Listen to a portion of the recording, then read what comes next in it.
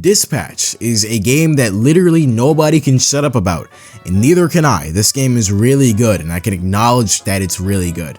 By the time that I post this, hopefully I get it by tomorrow, like the day after the last episode, but this game is so fucking peak, like it's so good. I just really wanted to talk about it because literally everybody else is talking about it right now. So I'm just gonna talk about almost everything I liked about this game so far. First of all, the story and the way that the story is being told is magnificent. It's literally chef's kiss. Even though I think there are some cases where the writers just completely fumble, I have to admit, the story is very engaging and it really makes you care about these characters. Z-Team as a whole is just such a good group to play around. Their chemistry is really great, and because of your actions, that chemistry can change. These characters start to feel real because they have their own backstories and their own chemistry and their own dynamics between characters. Like Coop and Punch Up, and just the way that they banter between each other, it just really makes the entire group feel alive. And every single voice actor really sells this entire game. Like, I don't think there's a single bad voice actor throughout this entire game. I don't think there is. Charlie and Jacksepticeye being in this game is such a treat, and so is Aaron Paul. But let's get into the thing that we all care about, okay, bro? Romances, okay? This is a really big thing in the game because your romances actually, affect the narrative by like a long shot. And in this game, you're purposely only allowed to choose 2 romance options. Blonde Blazer or Invisigal or Courtney or Mandy, whatever you want to prefer them as, okay, bro? At first, I thought these options would be complete betrayal bait, but it ended up only being one being betrayal bait, so the other one is completely inconsequential. And when I say that, I actually mean it. I mean, there's literally no point to picking Blonde Blazer in any sort of narrative sense, if I'm not wrong. Like, the game is literally trying to nudge you to have a romantic path with Invisigal, so it makes sense for you to choose Invisigal over Blonde Blazer because it just makes more sense for the story. You should choose Invisigal. Like, even if you don't go the romantic path of Invisigal, she'll still like Robert, and she'll still love Robert, and she would still want to be in a relationship with Robert. Like in episode 7 and episode 8, you can literally switch up. You can go have a romantic path of Invisigal again and act like nothing happened with Blonde Blazer because Blonde Blazer is completely inconsequential to the actual narrative. You gain nothing for romancing her at all. Like hell, even in the last episode, they could have really turned this around. If you choose to romance Blonde Blazer, I mean, she will give Chase her amulet and turn him into Super Chase, alright? That would be a really good incentive because it keeps Chase alive and in the fight, and it's a reason for you to romance with her. But never mind, that happens regardless. And the reason why I just didn't romance Blonde Blazer is because, well, she's just a boring character. Like I hate that a lot of people are trying to demonize that, like, oh, you're not supposed to think Blonde Blazer is a boring character. She's a boring character. And it's not because she's a bad character, it's because she's a complete character. She's okay. There's literally nothing wrong with Blonde Blazer. There's literally nothing. Oh wait, never mind. Blonde Blazer's insecure. Oh my gosh. Like, come on, bro. There's nothing of value here. She adds literally nothing to the story other than, ooh, she kisses you time to time now. Wow. So yeah, just to finish that up, you pick Invisigal for story, and then you pick Blonde Blazer for, what do you pick her again for? Like, I'm sorry, I'm not going in here for romantic intentions. I'm not going over here to have a relationship with a fucking character, bro. I'm coming in here to give me the best story, and obviously, Invisigal has the best story. Like, you kiss Blonde Blazer in episode 4. That's all you need to know, bro. That's all you need to know to get the gist of her. And the main thing that these people use to rationalize Blonde Blazer being a good choice is that, well, she saves Robert. I mean, yeah, man, she just saves Robert more than Invisigal. Like, she does that either way, even if you don't romance her, bro. It's not a perk. Alright, next up on Invisigal defending over here. A lot of people on TikTok have prophesized that Invisigal is just a terrible and horrible person. No duh. Yeah, like, bro, obviously Invisigal isn't a good person. She's literally supposed to be betrayal bait at episode 8, bro. I never got that feeling that Invisigal was supposed to be this likable character until like the swing set scene or the movie scene. And it was so obvious that she was supposed to be betrayal bait. Like, it was obvious from a mile away. But it's the way that the writing redeems her as a character that makes her so compelling. Like, she plants the bomb on Robert, she single-handedly ruins his life, goes into CDN to spy on Robert under Shroud, and becomes a double agent. double agent. And throughout this time of her being at CDN, it really shows that she's becoming a better person. It even gets to the point where she stops being a complete double agent and stops reporting the Shroud because she wants to be better. She wants to be a hero under Robert's motivation.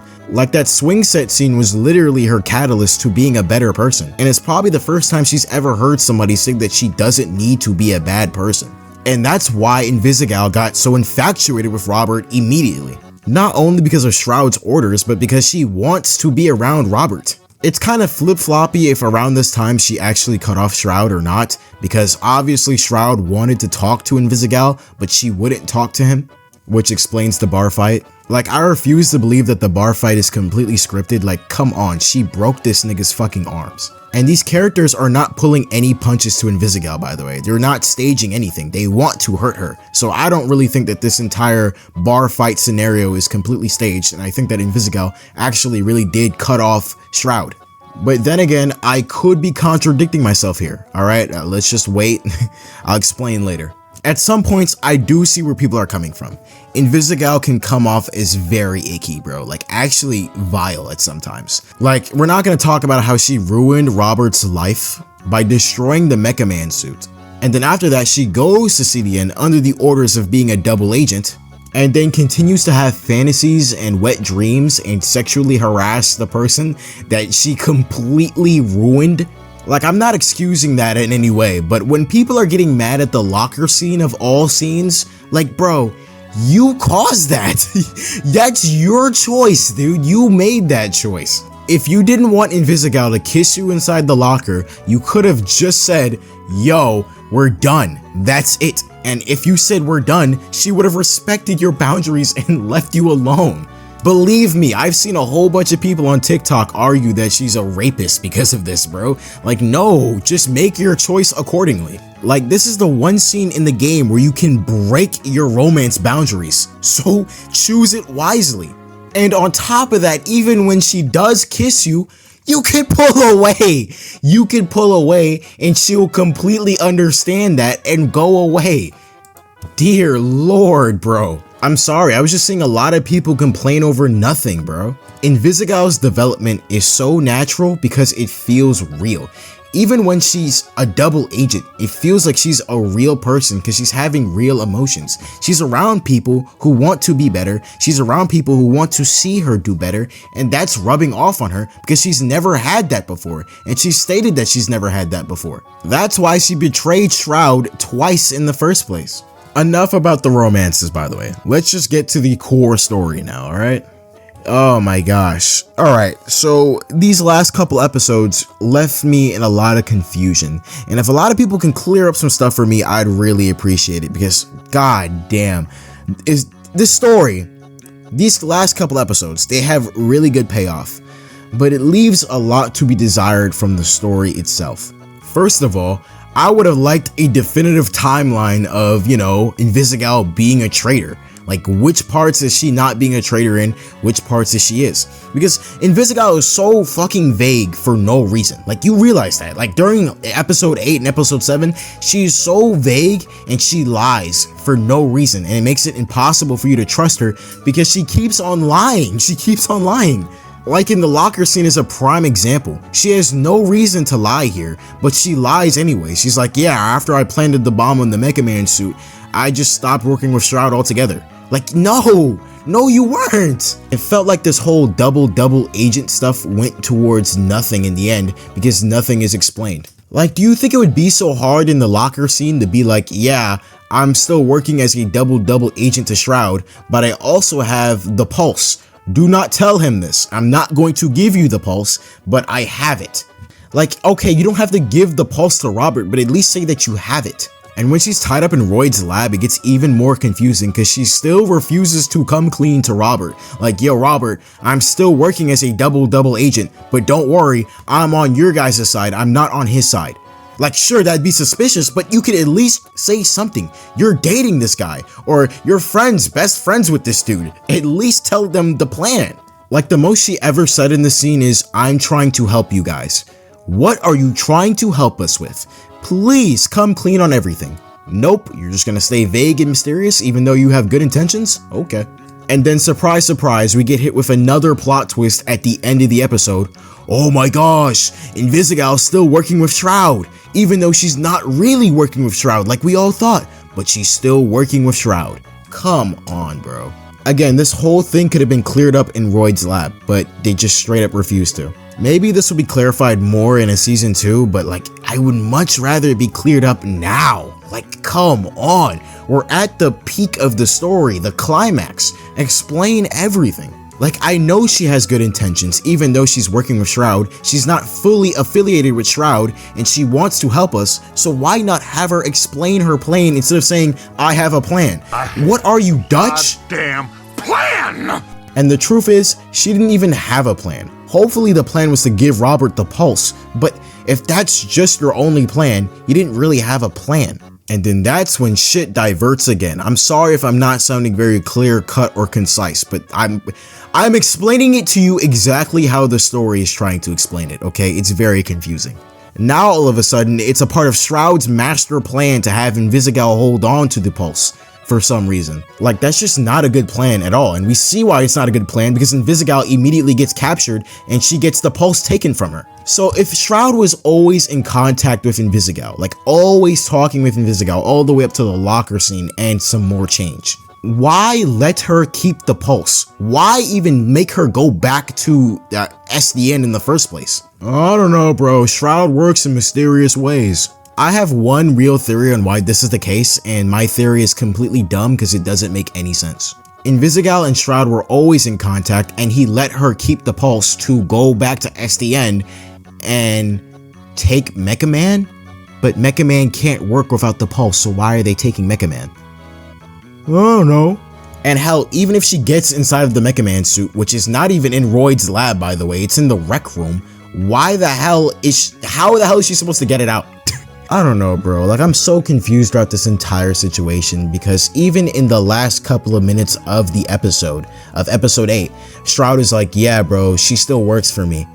But if she works for you, then why are you letting her keep the pulse? Why?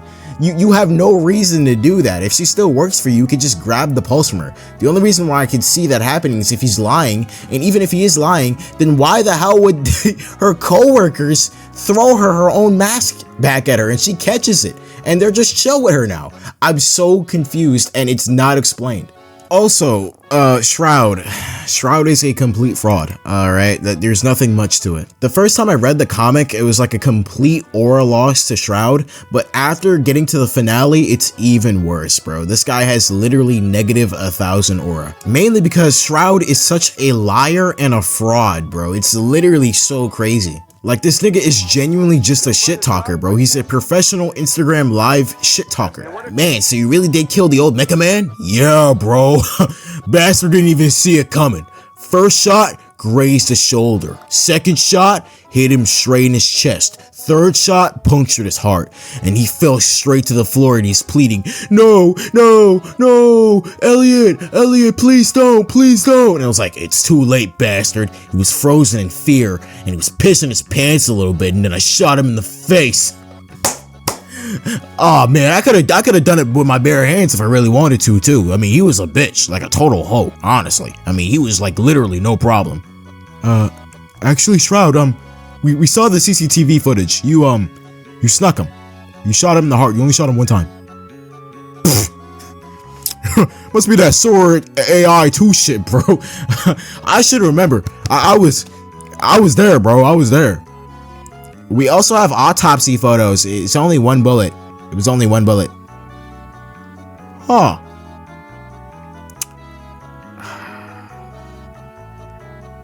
Huh. Also, we caught this next clip on camera too of you getting your ass kicked while you have cybernetics all over your body. Like, this is absolutely crazy. I mean, you're rogging out right now. You're buff as hell, and somehow you lose to a normal human being. Like, bro, I promise you, this man Shroud is a fraud, bro. Niggas over here prouding, yeah, I shot him 4 times, I shot him 5 times, he pissed his pants and everything, and literally he shot 1 bullet from the elevator and closed the elevator door and left. Oh my gosh.